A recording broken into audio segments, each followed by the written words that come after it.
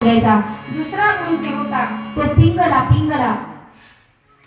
कळते ना, पिंगला नावाची वेश्या। वेश्या म्हणजे तिला वारांगणा म्हणतात मराठी भाषेत, शास्त्रीय भाषेत वेश्या म्हणतात। वारांगणा म्हणजे वाराला एक पती बदलणारी तिला वारांगणा म्हणजे आज एक उद्या एक म्हणतात ना, ते बाई एका दिवस काही करते, आज तिला वारांगणा म्हणतात। पण ती कशासाठी करते? पैसा। क्या बात। तिचं प्रेम कशावर आहे? त्या माणसावर आहे का? अजिबात नाही महाराज, तिला पाहिजे फक्त पैसा। तसं तिनं जसं पैशावर प्रेम केलं तसं तुम्ही दररोज कितीही संसार करा पैशाने, पण प्रेम मात्र हा गुरु तिच्याकडून घ्या। त्या वेशेचा गुण घ्या, कोणावरही नाव ठेवू, चांगलं तिच्यात काय आहे ते बघा। तिने धंदा काही करीत असेल पण नाव कोणाचं घेते? पैशाचं घेते, पैशाचं। तळमळ कशी असते तिची? पैशावर असते। पैसा कसा मिळेल तसा आम्हाला काय पाहिजे? आम्ही संसार कितीही करावा पण देव कधी मिळेल, देव मला कधी मिळेल। जन्माला ह्या मानवाच्या आल्यानंतर कुत्र्याच्या मिळतो का देव? डुकराच्या पालीच्या पाल सुद्धा बुद्धिमान आहे। इतका वेळा ऐकून गेली बिचारी, कुठे गेली? हा, ती पुण्यवान आहे, ती लक्ष्मीचा अवतार आहे। पाल आलं लक्षात? लक्ष्मी आहे ती। आणि म्हणून आपण असणार त्याच्यापासून तो गुण घेतला पाहिजे। बरेचसे 24 गुरु सांगितले। तुम्ही म्हणत असाल एकच गुरु, आम्ही एकाच गुरुला मानतो, ज्याच्यापासून आपलं कल्याण झालंय तो महान गुरु आहे। आपण ज्याच्या वाक्यात तोंडातून एखादं वाक्य ऐकलं, त्या वाक्यापासून जर आपलं कल्याण झालं असेल तर तो सुद्धा आपला महान गुरु आहे। हे भागवत पुराणात सांगितलेलं आहे। म्हणून 24 गुरु केले भगवंतांनी। किती? 24। तुम्ही म्हणाल एकदा गुरु केल्यावर दुसरा गुरु चालतच नाही, लोकांची भावना आहे।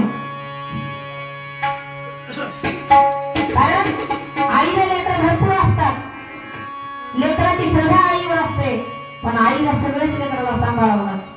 तसं गुरुला लई शिष्य राहतात, कधी तुमच्यावर लक्ष देण्यात ते गुरु तुमचं भलंही होईना वाईटही होईना।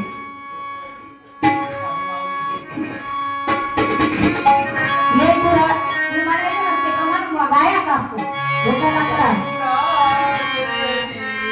एक कुणाचे हित आहे माऊली गीता, हिला गोपाल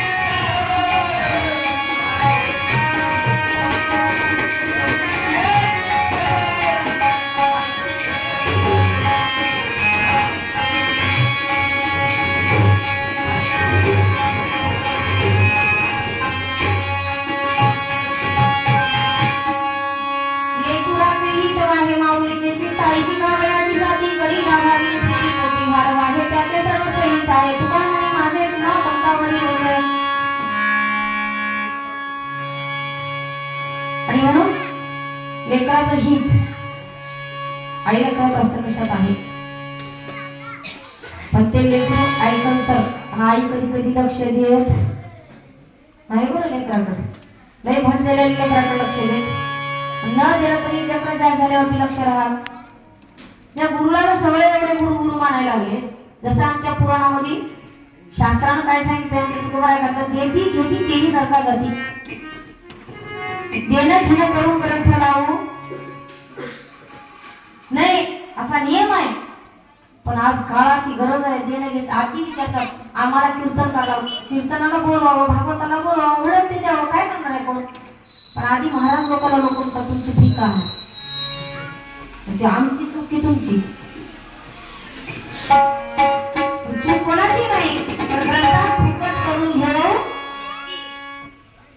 देवाचा बाजार मात्र मांडू, धंदा मांडू, जे लागते ते तुम्ही द्यावं. तुम्ही लागते ते दे ना, ते महाराजाला माहिती. देवाला म्हणलं की फुटक्या सुपाऱ्या, म्हणून ते म्हणतात. म्हणून तर शिवपुराणाला किती खर्च आला असेल.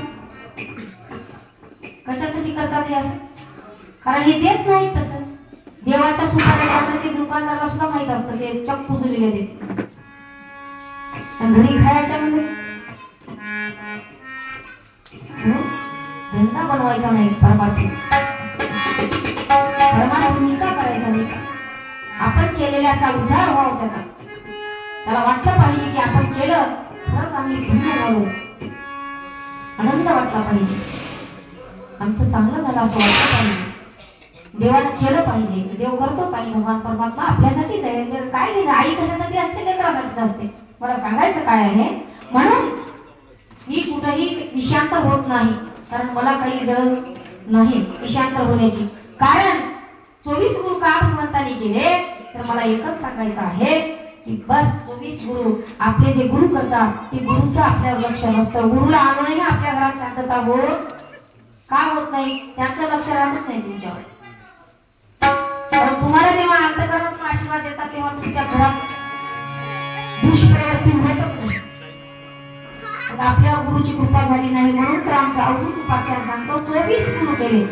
जो जो निजाचा घेत लागून तो गुरु केला. ज्याच्याकडे बघितलं त्याचा गुण चांगला वाटला का तो गुरु मानायचा.